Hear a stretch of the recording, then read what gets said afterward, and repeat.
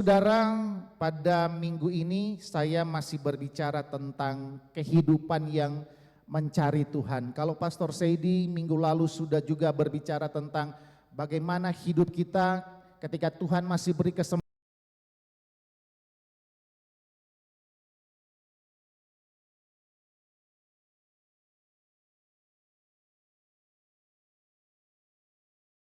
bangun kehidupan kita untuk selalu mencari Tuhan. Nah, pada minggu ini saya akan memberi satu judul, yaitu mencari Tuhan mengalami perubahan. Atau kalau tema yang lain, perjumpaan yang mengubahkan. Perjumpaan yang mengubahkan. Mari buka Alkitab dalam kitab Markus pasalnya yang ke-10 ayat 46 hingga ayatnya yang ke-52. Kita akan belajar dari kisah seorang yang bernama Bartimeus. Ya, Markus 10 ayat 46 hingga ayatnya yang ke-52. Orang akan baca bergantian ayat-ayat ini. Bolehkah Bapak Ibu Saudara saya undang kita sekali lagi bangkit berdiri.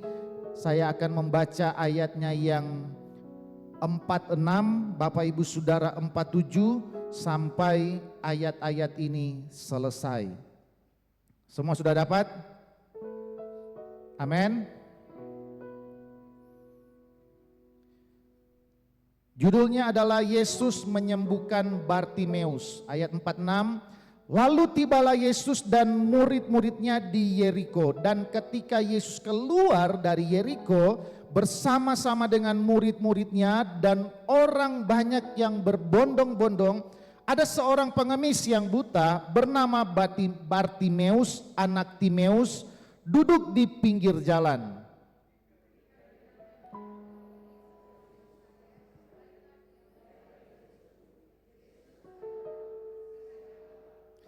Banyak orang menegurnya supaya ia diam, namun semakin keras ia berseru, "Anak Daud, kasihanilah aku."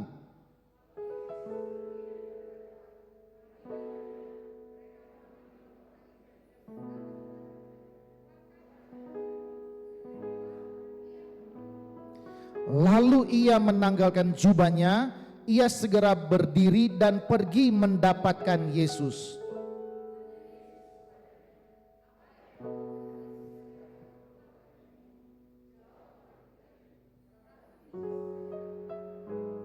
Lalu kata Yesus kepadanya, "Pergilah, imanmu telah menyelamatkan engkau."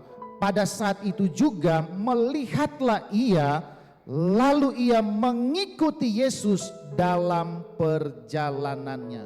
Nah, Bapak Ibu Saudara silakan duduk.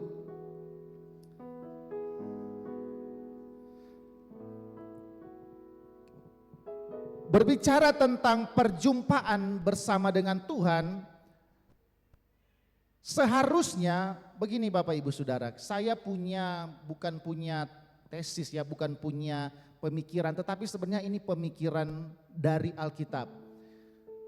Ketika kita mengalami perjumpaan dengan Tuhan, seharusnya ada sesuatu yang terjadi di dalam kehidupan kita sebagai orang yang berjumpa dengan Yesus. Betul atau tidak?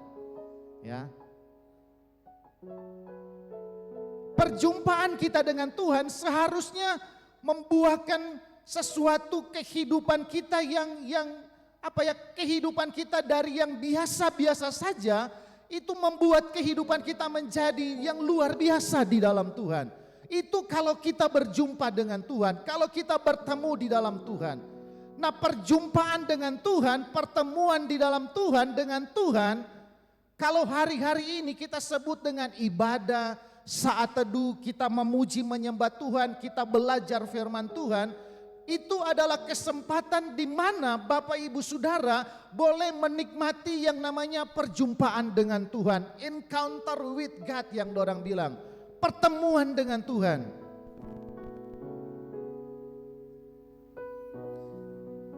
Dengan kata lain begini, kita itu umat Tuhan yang telah begitu banyak batang beribadah kepada Tuhan, kita yang punya waktu saat teduh bersama dengan Tuhan, kita yang punya waktu khusus untuk memuji menyembah Tuhan, belajar firman Tuhan, itu seharusnya membuat kehidupan kita semakin lebih baik di dalam Tuhan.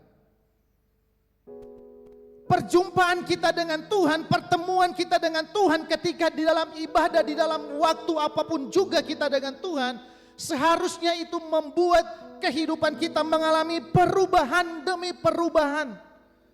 Dari yang jahat menjadi pribadi yang lebih baik, menjadi pribadi yang mengasihi Tuhan, menjadi pribadi yang mengasihi sesama.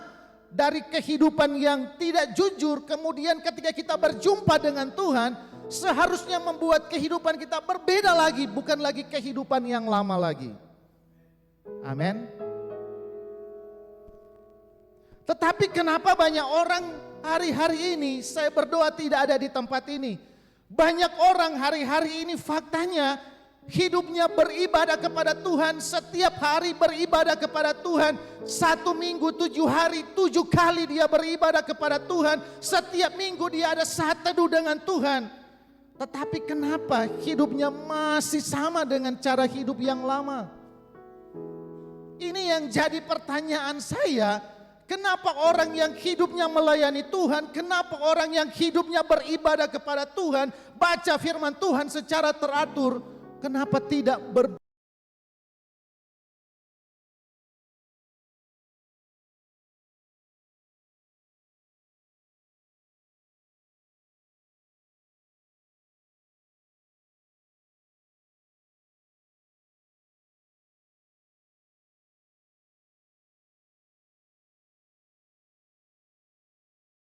Alkitab itu punya pola. Kalau kita pelajari pola firman Tuhan, kita akan mengerti, oh cara kerja Yesus seperti ini.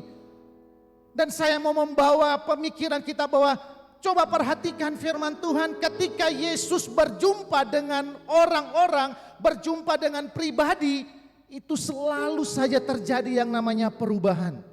Terjadi yang namanya dampak yang luar biasa dari perjumpaannya bersama dengan Tuhan. Masih ingat Sakeus? Sakeus ketika dia berusaha mencari Tuhan dan ketika dia bertemu dengan Tuhan, terjadi hal yang luar biasa dalam diri Sakeus. Sakeus yang orang bilang pelit, orang bilang dia tidak suka membantu orang lain, tetapi ketika dia bertemu dengan Tuhan, dia berubah. Bukan berubah seperti robot-robot ya, tetapi karakternya berubah. Dia bilang, apa yang telah kuambil dari orang-orang ini akan kembalikan 4 kali lipat. Ada pertobatan, ada keselamatan terjadi dalam rumahnya Sakeus ketika terjadi perjumpaan dengan Tuhan.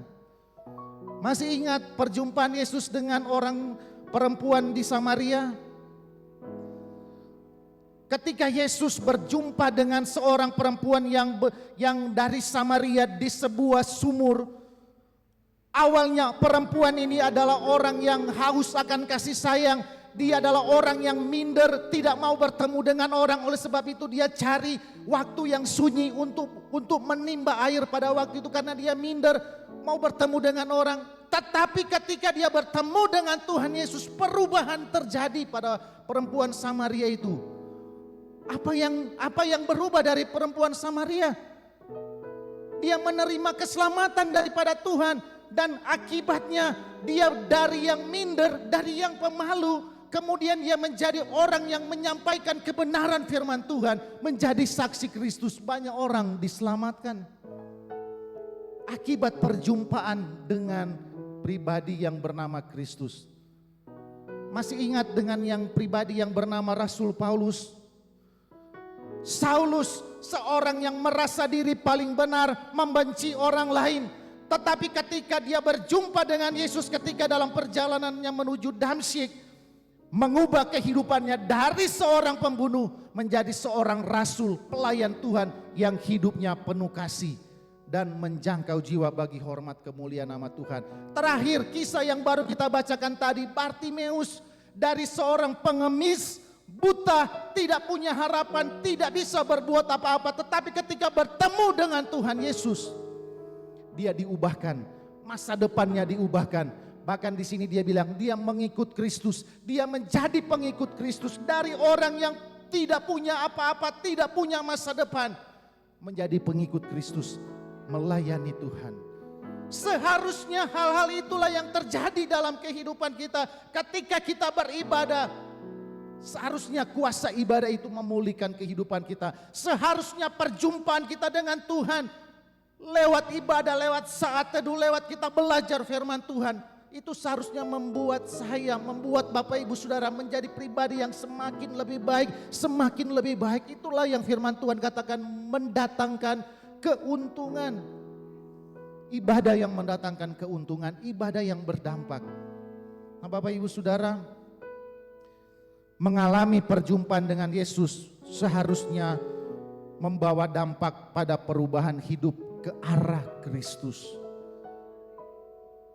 Ingat sekali lagi, intinya ini, mengalami perjumpaan dengan Kristus seharusnya berdampak pada perubahan hidup ke arah Kristus. Nah, hari ini kita akan belajar dari seorang yang bernama Bartimeus, seorang yang buta, tidak punya harapan, tidak bisa berbuat apa-apa, tetapi kemudian perjumpaannya dengan Yesus mengubahkan hidupnya. Dia menjadi pengikut Kristus dan memiliki hidup yang penuh arti. Orang bertanya, apa sih yang dilakukan oleh Bartimeus? Apa yang dilakukan oleh Bartimeus, seorang pengemis, seorang yang tidak dipedulikan oleh orang banyak, tetapi kemudian Yesus memanggil dia. Kemudian terjadi sesuatu yang hebat, sesuatu yang luar biasa, terjadi perubahan yang luar biasa dalam diri Bartimeus. Saya percaya apa yang dilakukan oleh Tuhan Yesus itu tidak semerta-merta karena keinginan Tuhan Yesus pada waktu itu. Tetapi ada sesuatu yang dikerjakan, ada sesuatu yang dilakukan oleh Bartimeus sehingga Tuhan Yesus yang sebenarnya mau melaksanakan perjalanan, dia menoleh ke Bartimeus dan pada akhirnya dibilang, panggil itu Bartimeus.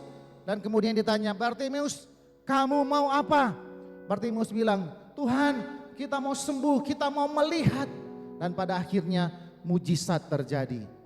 Nah, saya akan share 3 kebenaran penting mengenai apa sih yang seharusnya respon kita, apa yang harus kita lakukan dalam hidup kita mencari Tuhan, ketika kita berjumpa dengan Tuhan, ketika kita mau menikmati perjumpaan dengan Tuhan dan mau menikmati yang namanya perubahan terjadi dalam hidup kita, maka kita harus melakukan apa juga yang dilakukan oleh Bartimeus. Memang seringkali firman Tuhan ini menyoroti bagaimana kemauan yang keras Bartimeus ketika dia dengar Yesus mau lewat. Dia mau lewat di tempat dia mengemis, dia langsung berseru, Yesus anak Daud, kasihanilah aku. Ada sebuah seruan, ada sebuah keinginan yang besar. Semakin banyak orang bilang dia, diam. Bartimeus diam. Dia semakin kuat berseru kepada Tuhan. Memang intinya, memang awalnya adalah dari ketika dia mau berseru bertemu dengan Tuhan, kerinduan untuk bertemu dengan Tuhan. Tetapi saya senang dengan satu ayat yang pendek yang orang akan pelajari. Coba orang baca di dalam ayatnya yang ke-50.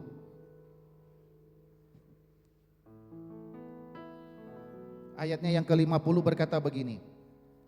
Lalu ia, Bartimeus maksudnya, menanggalkan jubahnya, lalu segera berdiri dan pergi mendapatkan Yesus.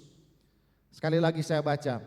Lalu Bartimeus menanggalkan jubahnya, ia segera berdiri dan pergi mendapatkan Yesus. Dari satu ayat ini ada 3 kebenaran penting yang saya mau share kepada kita, supaya kita boleh menikmati perjumpaan dengan Tuhan dan boleh menikmati yang namanya perubahan dampak dari perjumpaan dengan Tuhan. Yang pertama, firman Tuhan bilang begini, lalu ia menanggalkan jubahnya. Jadi ceritanya ketika Yesus masuk di sebuah kota, di situ ada yang firman Tuhan bilang ada pengemis namanya Bartimeus. DP Papa Timeus, anak dari Timeus ini namanya Bartimeus. Ketika dia dengar Yesus mau lewat di kota itu, Si Bartimeus ini tidak mau membuang kesempatan. Akhirnya dia berseru kepada Yesus, Yesus anak Daud, kasihanilah aku. Kasihanilah aku. Orang bilang diam. Dia semakin kuat berseru, Yesus anak Daud, kasihanilah aku. Ini sebenarnya ya Bapak Ibu Saudara sudah mengerti ya apa artinya dari usaha Bartimeus ini. Saya berpikir Bapak Ibu Saudara, apakah kita punya usaha sekeras Bartimeus untuk kita mencari Tuhan? Apakah kita punya kerinduan yang besar seperti Bartimeus untuk kita mencari Tuhan? Sekeras apa hidup kita dalam kita mau menikmati perjumpaan dengan Tuhan? Tetapi Bartimeus, dia semakin orang bilang diam, dia semakin keras bersuara. Ada orang-orang di luar sana yang akan bilang, enggak perlu kuat terlalu radikal dengan Tuhan.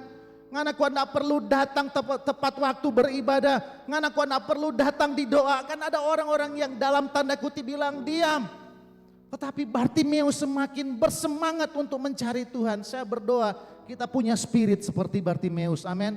Punya usaha yang keras sekalipun dunia ini mau membungkam kehidupan kita. Tetapi kita harus lebih keras mencari Tuhan, berseru kepada Tuhan. Tetapi bukan itu poin saya. Yang saya mau bahas di sini adalah dia menanggalkan jubahnya. Bapak Ibu Saudara, di zaman dahulu pengemis itu memiliki jubah khusus yang diberikan oleh pemerintah atau otoritas pada waktu itu, otoritas pemerintah setempat. Jadi katanya orang kalau mau mengemis waktu itu supaya orang tahu membedakan antara orang biasa dan pengemis, maka diberikanlah yang namanya jubah pengemis. Ada jubah pengemis yang dia pakai. Nah jubah ini, jubah pengemis yang dipakai Bartimeus dan pengemis-pengemis yang lain, ini adalah aset satu-satunya yang dimiliki oleh Bartimeus pada waktu itu. Karena jubah ini kalau malam hari dipakai untuk selimut. Ya, kalau dingin dipakai untuk selimut. Kalau sementara mengemis dia bisa gunakan itu sebagai tempat duduk karena lumayan tebal. Dengan kata lain, jubahnya Bartimeus itu adalah identitas sebagai pengemis. Orang tahu Bartimeus pengemis dari mana? Bukan hanya dari dia duduk di pinggir jalan, tetapi karena dia memakai jubah pengemis pada waktu itu. Nah perhatikan ini. Ketika Yesus panggil si Bartimeus. Apa yang pertama Bartimeus lakukan? Dia bilang begini, ia menanggalkan jubahnya. Dengan arti lain begini, ketika Bartimeus buka DP jubah, buka DP baju pengemis ini, dia sebenarnya ingin kasih tahu kepada orang banyak pada waktu itu bahwa saya sudah bosan jadi pengemis. Saya tidak mau lagi jadi pengemis, saya tidak mau lagi dikenal sebagai pengemis. Oleh sebab itu dia mau berusaha ketemu dengan Yesus. Karena dia yakin ketika bertemu dengan Yesus, dia bisa berubah dari pengemis, bisa berubah jadi orang yang penuh arti dalam kehidupannya.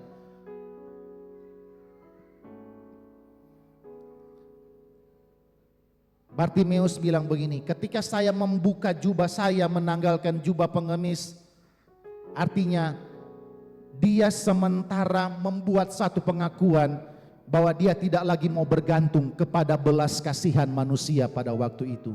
Dia tidak mau bergantung kepada receh-receh manusia, uang-uang manusia pada waktu itu. Arti sederhananya begini, menanggalkan jubah berarti dia membuang identitas lamanya. Dia membuang cerita-cerita lamanya, masa lalu yang menyakitkan, masa lalu yang berdosa, identitas-identitas manusia lama itu dia mau tanggalkan.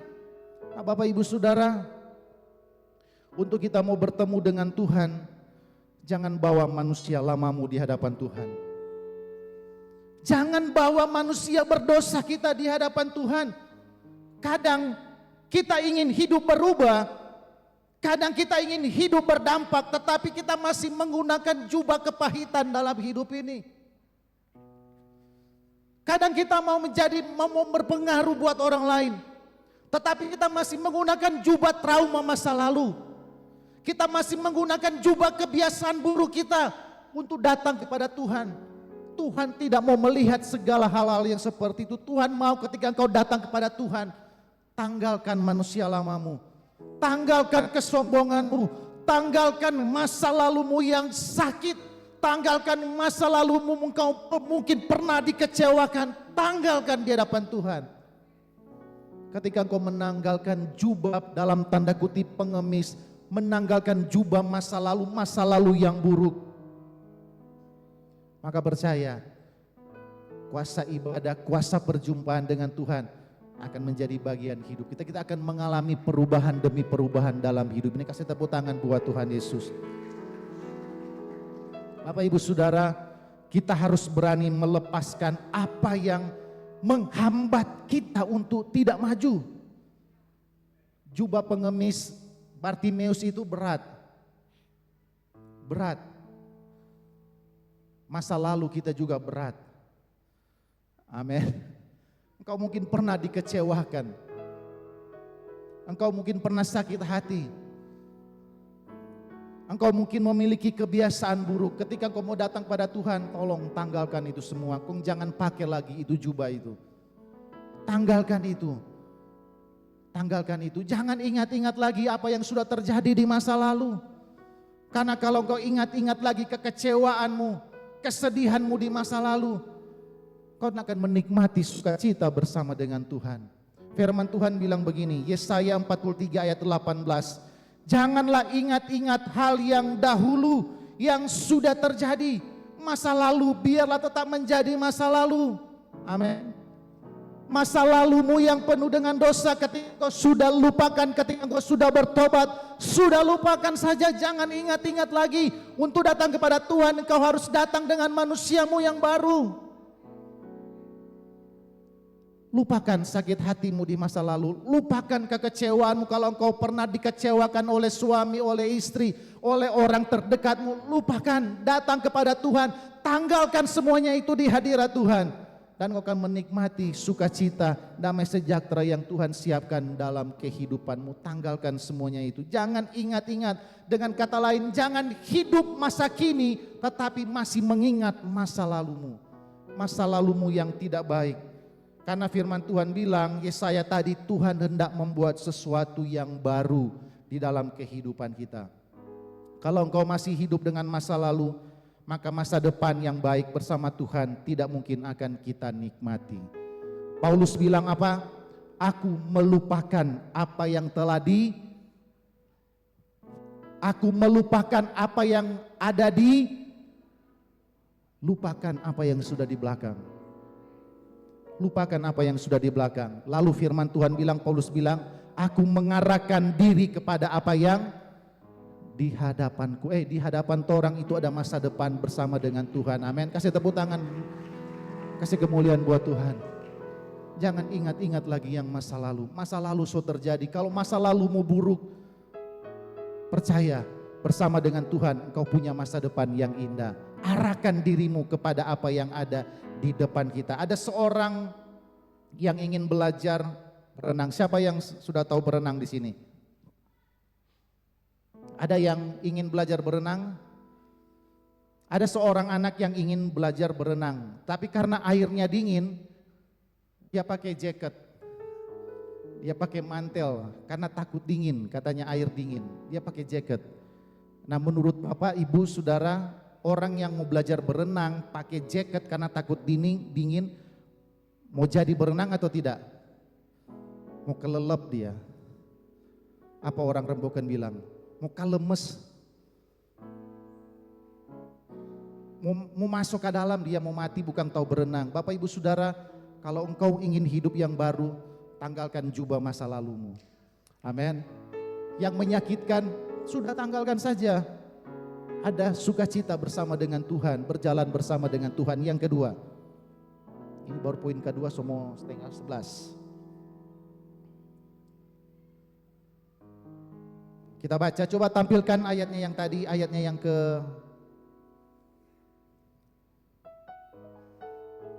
ayat yang ke-50.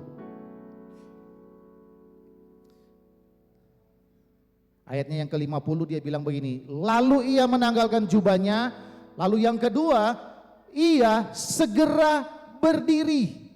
Setelah dia tanggalkan jubahnya, Tuhan Yesus bilang pada murid-murid, panggil siapa yang berseru itu, panggil dia. Ketika murid memanggil dia, langkah yang pertama tadi dia tanggalkan jubahnya, dia tidak mau hidup miskin lagi, dia tidak mau jadi pengemis lagi, dia mau berjumpa dengan Tuhan. Lalu yang kedua dia lakukan adalah ia segera berdiri. Jadi pengemis kan waktu itu ya dia duduk bersila, kan orang tahu duduk bersila ya. Ya duduk di pinggir jalan, duduk bersila.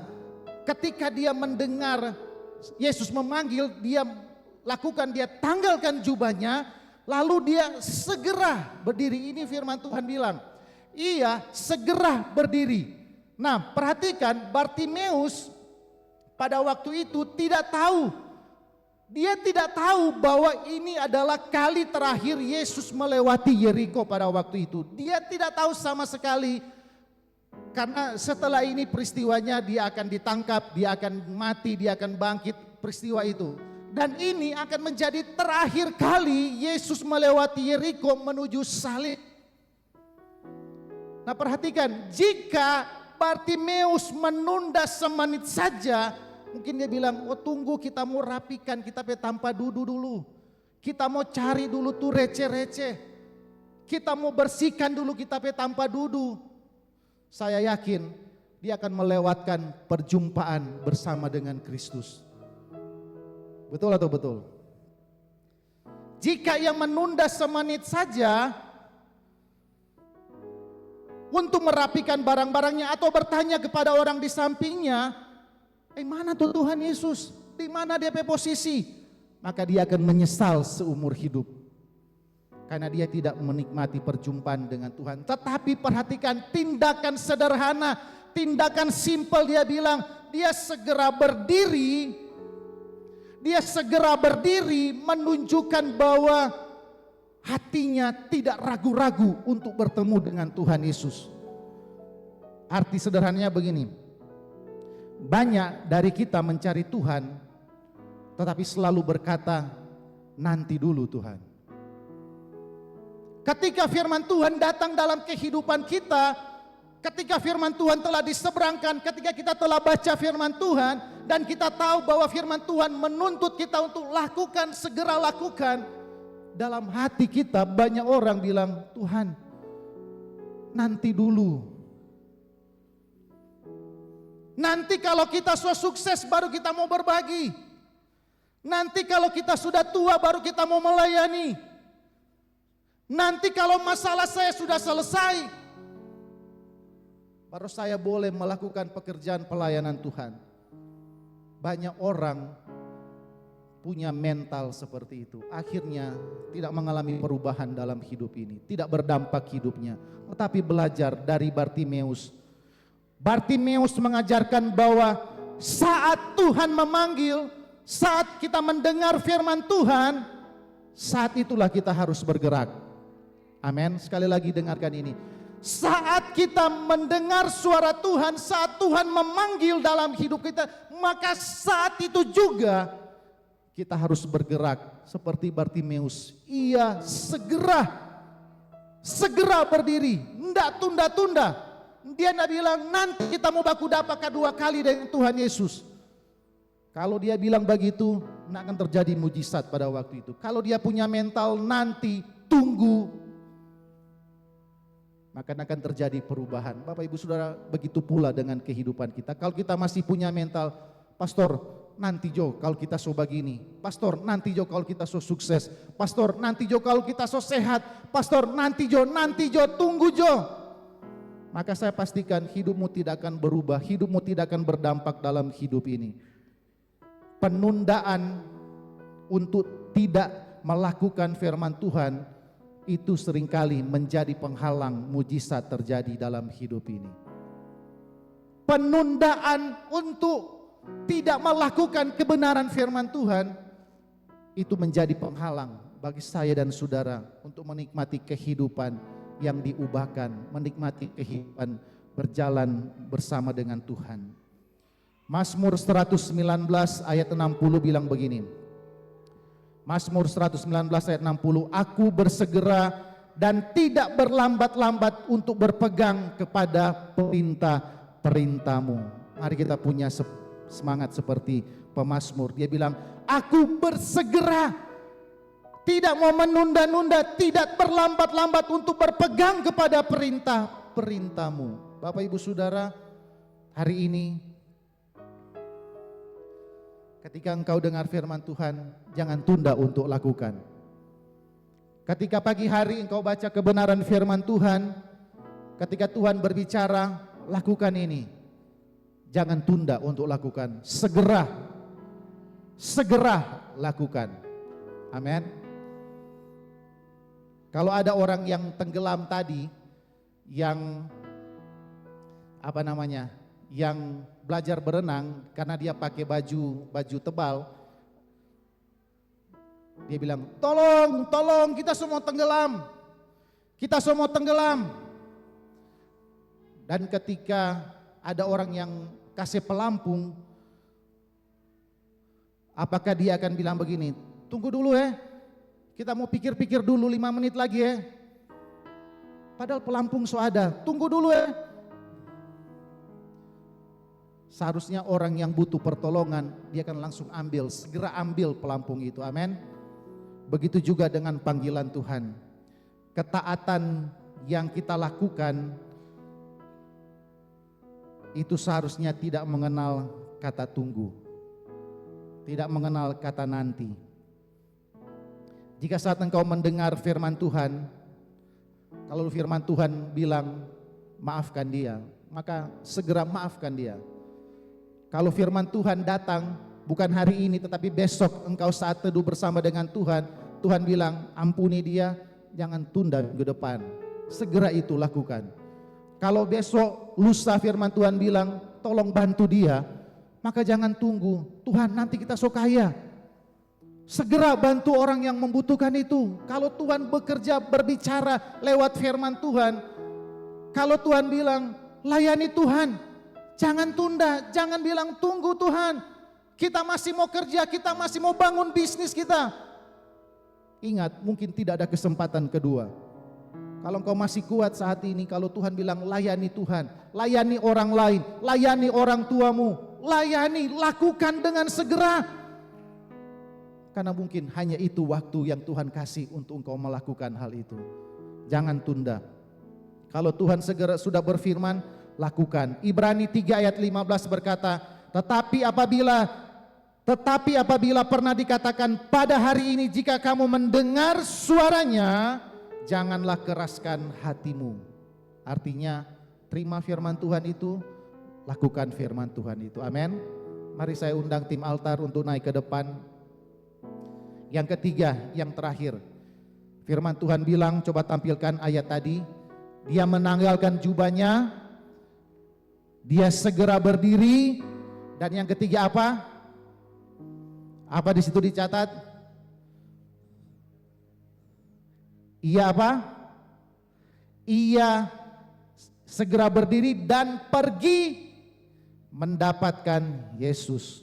Ia pergi mendapatkan Yesus. Artinya begini, kalau engkau mau menikmati kehidupan yang berdampak, berjalanlah fokus kepada Tuhan. Fokus kepada suara Tuhan, bukan kepada penglihatanmu. Karena waktu itu Bartimeus masih buta, Bapak Ibu Saudara. Ketika dia mendengar, panggil dia. Dia menanggalkan jubahnya, dia segera berdiri, tetapi dia masih buta. Dia tidak tahu mau menuju arah mana. Tetapi dia dengar suara Tuhan. Dia dengar suara Tuhan. Bapak Ibu Saudara, mencari Tuhan untuk mengalami perubahan berarti kita tetap melangkah meskipun situasi di depan kita masih gelap. Tetap melangkah. Sekalipun orang belum tahu hari esok mau jadi apa, tetap beribadah. Sekalipun orang tidak tahu besok mau terus perang-perang atau enggak, tetap layani Tuhan. Tetap melangkah sekalipun besok masih gelap, orang tidak tahu mau jadi apa. Sama seperti Bartimeus, dia buta tetapi dia tetap melangkah.